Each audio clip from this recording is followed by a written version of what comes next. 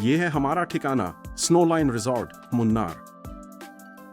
पूरे 5 दिन हम यहीं रुके और यकीन मानिए, इस बालकनी से जो नजारा दिखता है वो किसी जन्नत से कम नहीं।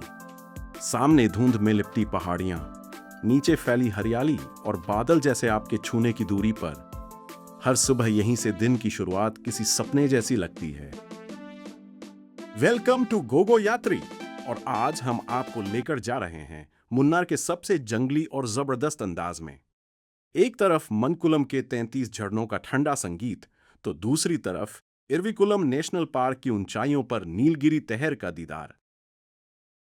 और फिर घने जंगलों के बीच जीप सफारी करते हुए हम पहुंचेंगे आनाकुलम एलिफेंट व्यू पॉइंट, जहां जंगली हाथियों से मुलाकात का पूरा रोमांच है। और हां, ये तो बस शुरुआत है, आगे और भी धमाकेदार सीरीज आने वाली हैं, तो बने रहिए गोगो यात्री के साथ। तो चलिए आज का ये जंगली सफर शुरू करते हैं।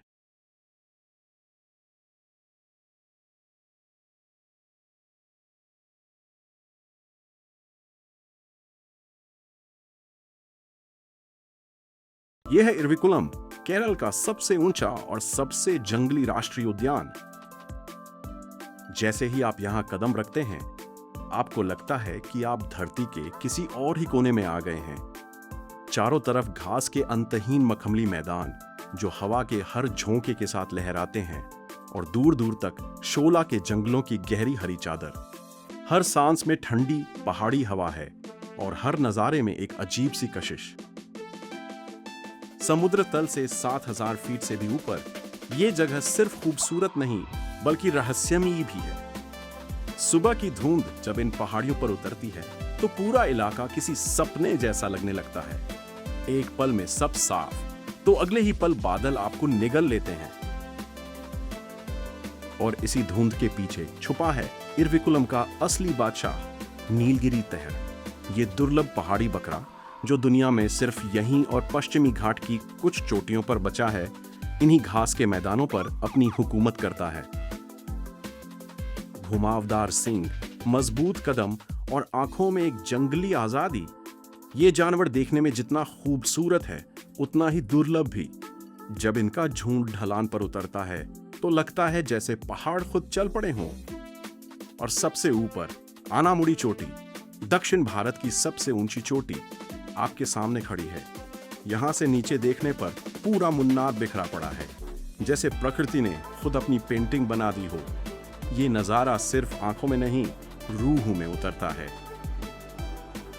इरविकुलम कोई आम पार्क नहीं है, ये एक एहसास है, धरती के बिल्कुल करीब होने का, हवा से बातें करने का, और उस जंगलीपन को जीने का जो अब दुनिया में कहीं खोता जा रहा है।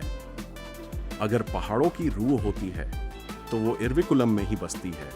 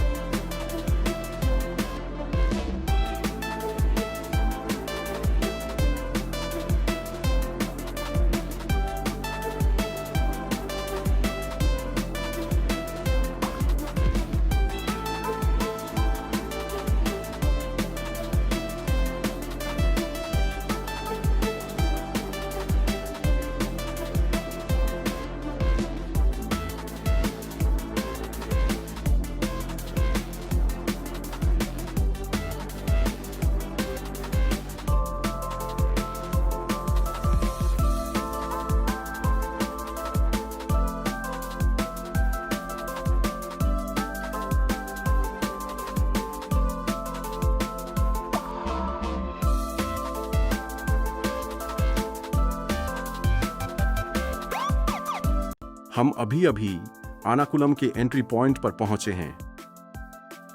शाम के करीब 4 बज रहे हैं और स्थानीय लोगों का कहना है कि यही वो समय है जब जंगली हाथी पानी पीने के लिए बाहर निकलते हैं। गाड़ी यहीं छोड़कर अब हम पैदल एलिफेंट व्यू पॉइंट की तरफ बढ़ रहे हैं। यह है एलिफेंट व्यू पॉइंट का मुख्य हिस्सा। सामने एक छोटी सी जलधारा बह रही है और पीछे दूर दूर तक खामोश जंगल फैला है। यहीं पर हाथियों का झुंड शाम ढलते ही पानी पीने आता है। कम से कम स्थानीय लोगों ने तो ऐसा ही बताया था। निगाहें जंगल के उस छोर पर टिकी हैं, हर आहट पर कान खड़े हो रहे हैं। मगर आज शायद किस्मत को कुछ और ही मंजूर था। एक भी हाथी नहीं दिखा। एक पूरे अनुभव का नाम है। आप यहाँ हाथी देखने जरूर आएं, लेकिन अपनी आंखें और दिल जंगल के लिए भी उतने ही खुले रखें।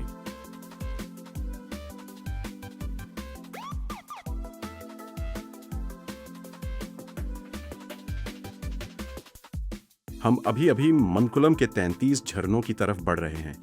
रास्ता घने जंगल के बीच से गुजरता है।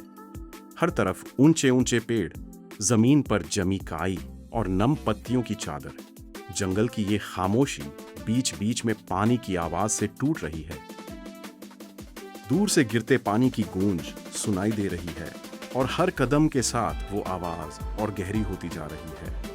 थोड़ी ही दूर चलने के बाद सामने पहला झरना दिखाई देता है। सफेद पानी की धार हरे भरे पत्थरों से फिसलती हुई नीचे गिर रही है। ये जगह असल में एक नहीं बल्कि छोटे बड़े कई झरनों की श्रृंखला है। पानी कहीं तेज धार में गिर रहा है तो कहीं बिल्कुल रेशम की तरह सरक रहा है। हरियाली के बीच से नीचे उतरती ये जलधाराएं देखकर लगता है जैसे प्रकृति ने अपनी पूरी कारीगरी यहीं दिखा दी हो। पास जाने पर पानी की ठंडी फुहारें चेहरे पर पड़ती हैं और जंगल की नमी सांसों में घुल जाती है। इतना सुकून, इतनी ताजगी कि घंटों बैठकर बस ये सब देखते रहने का मन करता है। हमने यहाँ थोड़ी देर पैर पानी में डालकर बिताई। बर्फ जैसा ठंडा पानी थकान पल भर में धो देता है। ऊपर से आती धूप जब इन झरनों पर पड़ती है तो हर बूंद मोती जैसी चमकने लगती है। 33 झरने, मनकुलम, ये सिर्फ एक नाम नहीं बल्कि केरल के जंगलों का वो अनमोल खजाना है जिसे शब्दों में बांध पाना मुश्किल है। अगर आपको सिर्फ पानी का संगीत और हरियाली का साथ चाहिए तो ये जगह आपकी तलाश की मंजिल हो सकती है।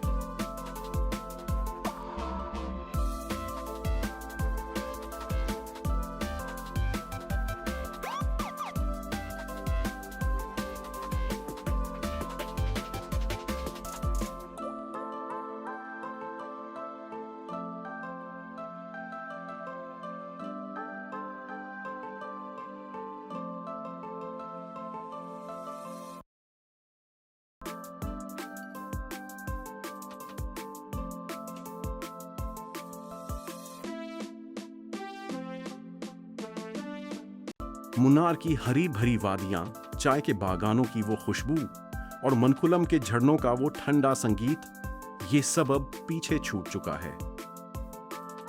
और अब हम निकल पड़े हैं वापस अपने होटल की ओर, मगर अंदाज पूरी तरह जंगली है।